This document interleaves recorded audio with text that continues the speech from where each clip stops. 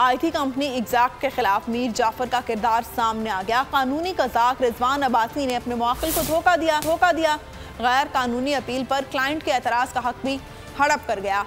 जज और ब्रिगेडियर पर संगीन इल्ज़ाम लगाया गया, लेकिन कोई तहकीकात ही नहीं की गई। सज़ा क्लाइंट को दिलवा दी। इस पर बात करते हैं सीनियर एंकर पर्सन समी इब्राहिम साहब से। समी साहब, क्या कहेंगे आप, किसी वकील का अपने ही मुवक्किल को धोखा देना कितना शर्मनाक है, और क्या कोई ऐसी मिसाल मिलती है प्रोफेशनली भी अगर देखा जाए तो ये कैसा रवैया है? वकला का कोड ऑफ कंडक्ट है, ये उसकी भी खिलाफ वर्जी है कि आप अपने ही क्लाइंट के खिलाफ बात करें। और ये जो लेटर जो लिखा है एग्जैक्ट ने, मैंने उसको देखा है, इसमें जो एक सबसे संगीन बात है वो ये है कि एक केस जो है एग्जैक्ट का वो रिमांड बैक किया जाता है और उस पर इल्ज़ाम ये है कि जी एक ब्रिगेडियर साहब ने एक जज साहब को पैसे दिए, रिश्वत दी। अब सवाल ये है कि क्या उसकी कोई FIR दर्ज हुई, क्या उस इल्ज़ामात की कोई तहकीकात हुई?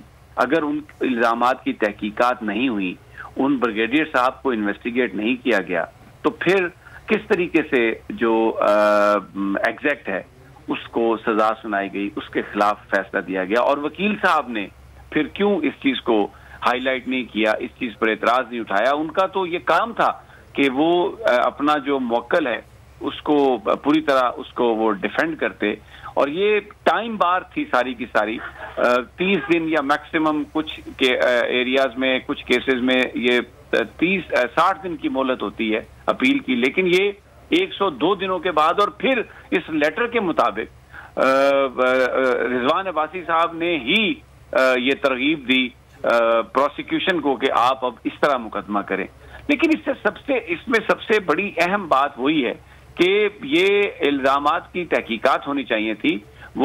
ये तो बिल्कुल ऐसा ही केस है कि शहबाज शरीफ साहब ने मलक क्यूम से गुफ्तगू की तो सुप्रीम कोर्ट ने मलक क्यूम साहब को घर भेज दिया, और शहबाज शरीफ साहब आज भी वज़ीर आज़म हैं। तो अगर किसी ब्रिगेडियर ने रिश्वत दी है तो क्या उसकी तहकीकात नहीं होनी चाहिए थी?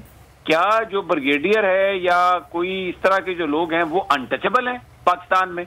उनके खिलाफ कोई तहकीकात नहीं हो सकती? अगर कोई गलत काम हुआ है तो उसकी तहकीकात हो।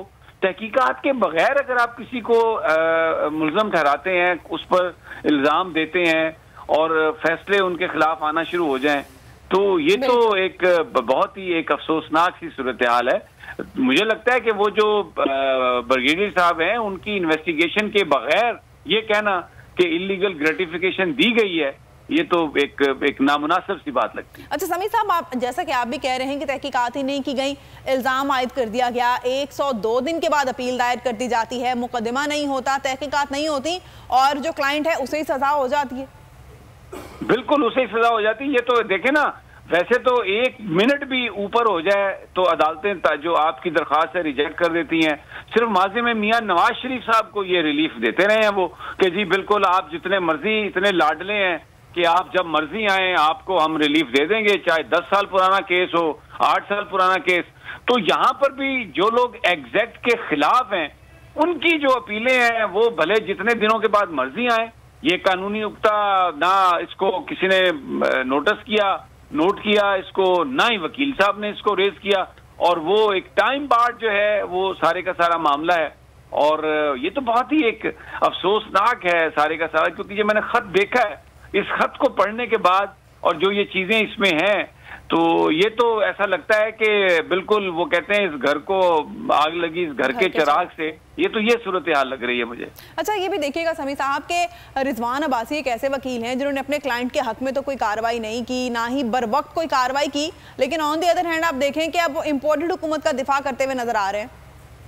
जी हाँ, वो अब उन्होंने नूर मुकद्दम केस में भी आप देखें वो उनका वो जो थे, फिर इमरान खान के हवाले से भी जो प्रोसिक्यूटर वो हो गए, तो ये उनका बड़ा एक अजीब सा है ये मामला सारा। और लेकिन एक वकील का काम है अपने क्लाइंट को, तो ये कोड ऑफ कंडक्ट है जिसकी वो खिलाफ वर्जी कर रहा है, और ये बहुत ही ये अफसोसनाक है। बहुत शुक्रिया समी इब्राहिम साहब। सबसे ज्यादा व्यूज, सबसे ज्यादा रील्स और सबसे ज्यादा रेटिंग के साथ बोल अब भी नंबर 1 पोजीशन पर बरकरार। अगर आपको ये वीडियो पसंद आई तो लाइक पर क्लिक करें, सब्सक्राइब करें और बेल दबाएं ताकि कोई खबर रह न जाए।